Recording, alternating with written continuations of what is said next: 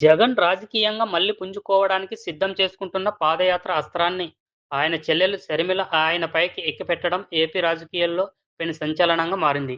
జగన్ తన తండ్రి వైఎస్ రాజశేఖర రెడ్డి జయంతి రోజైన 2027 జూలై 8వ తేదీ నుండి ప్రజల్లోకి వెళ్లాలని ప్లాన్ చేయగా, అదే సమయానికి షర్మిల కూడా పోటీగా పాదయాత్రకు సిద్ధమైందట.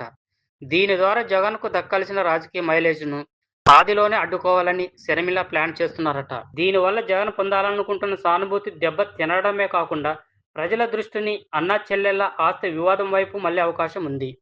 గతంలో షర్మిల చేసిన పాదయాత్రతోనే జగన్ ముఖ్యమంత్రి కాగా, కనీసం కడప ఎంపీ సీటు అడిగినా షర్మిలకు ఇవ్వలేదు. పైగా ఆమె తెలంగాణలో ఆమె రాజకీయం చేస్తున్న సమయంలో జగన్ తన సోషల్ మీడియా ద్వారా తల్లి, చెల్లి అని చూడకుండా వ్యక్తిగత హననం చేయించారని ఆరోపణలున్నాయి. ఇప్పుడు ఆస్తుల వ్యవహారం కూడా వీధికెక్కింది.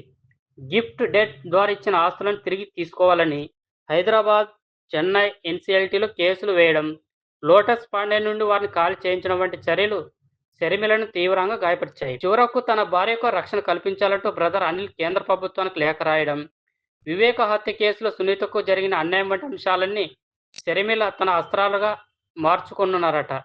షర్మిల తీసుకున్న ఈ నిర్ణయంతో జగన్ ఇప్పుడు తీవ్రమైన ఇబ్బందులు పడ్డారట. జగన్ కూటమి ప్రభుత్వంపై విమర్శలు చేస్తూ ప్రజల్లోకి వెళ్లాలని చూస్తుంటే, ఆయన వెనకే ఉండి షర్మిల గత 5 ఏళ్ల పాలనను, ఆయన మనస్తత్వాన్ని ఎండగట్టాలని చూస్తున్నారట. ఒకే సమయంలో ఇద్దరు రోడ్డు ఎక్కితే, అది ప్రజల సమస్యల పోరాటం కాకుండా అన్నా చెల్లెళ్ల ఆస్తి తగాదాగా ముద్ర పడుతుందని జగన్ భయపడుతున్నారట. తన యాత్ర విఫలమవుతుందని ఆందోళనతో షర్మిల యాత్రపై పూర్తిగా స్పష్టత వచ్చే వరకు తన యాత్ర వాయిదా వేయాలా?